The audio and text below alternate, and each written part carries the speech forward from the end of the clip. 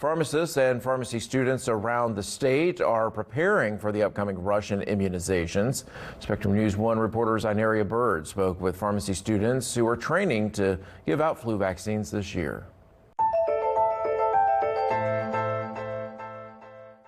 We are expected to see a lot more cases here. Kristen Kaczynski and Brianna Mamega are heading into their noon pharmacy lab. They're third-year pharmacy students at High Point University. Their lab is focusing on vaccinations. We're learning more about the COVID vaccine and the flu vaccine.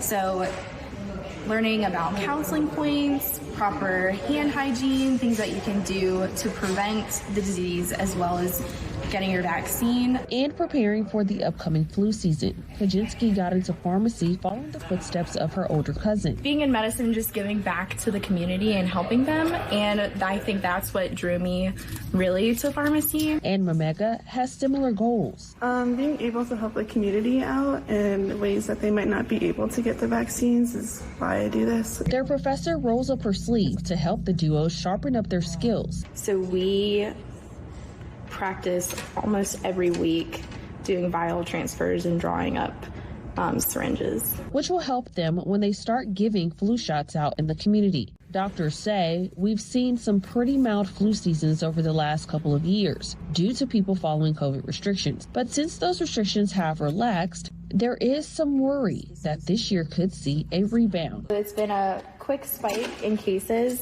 so based on that, in Australia, we want to make sure that we're taking the necessary precautions this upcoming flu season. Meaning it's even more important to get vaccinated this year to stay healthy. Make sure that you're getting your vaccines and you're practicing good hygiene. So coughing into your elbow, making sure you're washing your hands often, making sure that if you are sick, you either wear a mask or you stay away from people.